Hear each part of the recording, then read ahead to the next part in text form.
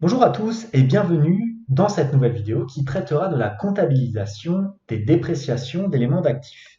Mais avant de commencer, et comme d'habitude, si vous souhaitez aller plus loin, je vous invite à consulter les différents liens de formation en description de cette vidéo. Et pour ceux qui ne souhaiteraient pas rater mes vidéos sur la comptabilité, la finance et les outils de gestion tels qu'Excel en entreprise, n'hésitez pas à vous abonner à la chaîne. Voilà tout, passons au cours sur les dépréciations d'éléments d'actifs. Alors tout d'abord, qu'est-ce que c'est? La dépréciation d'actifs résulte de la différence entre la valeur actuelle, prix de vente probable de l'actif, et sa valeur brute. Cela traduit un appauvrissement de l'entreprise et donc une dépréciation du patrimoine global de la société. Pour quels actifs peut-il y avoir une dépréciation? Quasiment tous. Tout d'abord, les immobilisations classiques, mais aussi les stocks, ainsi que les créances, et enfin les titres. Pour les actifs non amortissables, leur valeur nette comptable est égale à leur valeur brute réduite de la dépréciation constatée.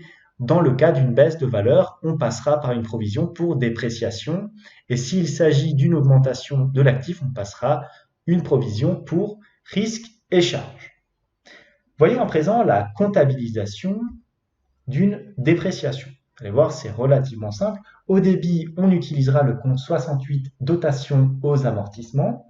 Et au crédit, nous allons utiliser les comptes qui vont correspondre à la nature du bien déprécié, c'est-à-dire par exemple 290 pour les dépréciations d'immobilisation incorporelle, le compte 391 pour les dépréciations des matières premières, le compte 491 pour les dépréciations des comptes clients, 590 pour les dépréciations des valeurs mobilières de placement.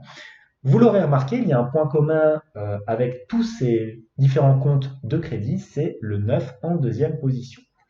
Vous pouvez donc les identifier sur le plan comptable, c'est un indice. S'il y a un 9 en deuxième position, il s'agit sûrement d'une dépréciation d'éléments d'actifs.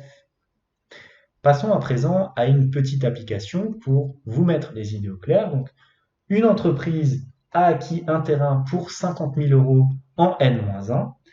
Après révision du plan d'occupation des sols, ce terrain est évalué à 40 000 euros. Nous constatons donc une dépréciation de 10 000 euros. Donc dans ce cas-là, l'écriture se fera comme suit. Nous allons débiter le compte 68 162, dotation ou dépréciation sur immobilisation corporelle pour 10 000 euros, puisque nous avons perdu 10 000 euros de valeur sur ce terrain en un an. Et nous allons solder en créditant tout cela au compte 2911 dépréciation des terrains pour ces mêmes 10 000 euros. Notre application continue. En N+1, la valeur du terrain est estimée à 45 000 euros. Donc dans ce cas-là, par rapport aux 40 000 euros d'estimation durant l'année N, nous avons une augmentation de la valeur de l'actif de 5 000 euros. Nous sommes donc ici dans le cas contraire. Donc dans ce cas-là, l'écriture à passer est la suivante.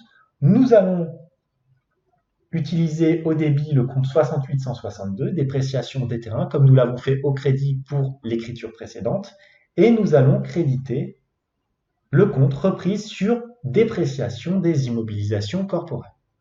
D'où viennent ces 5 000 euros? Eh bien, c'est très simple, il s'agit des 45 000 euros de valeur actuelle moins les 40 000 de l'année précédente, ce qui nous donne bien 5 000 euros de valeur de dépréciation. Voilà tout pour ce très petit point de cours finalement, puisque ça a été réglé en moins de 5 minutes. Je vous dis merci d'avoir vu cette vidéo. Comme d'habitude, n'hésitez pas à vous abonner à la chaîne. N'hésitez pas aussi à me mettre éventuellement des petits commentaires pour me faire part de vos suggestions. En tout cas, moi je vous dis merci et à bientôt pour une nouvelle vidéo.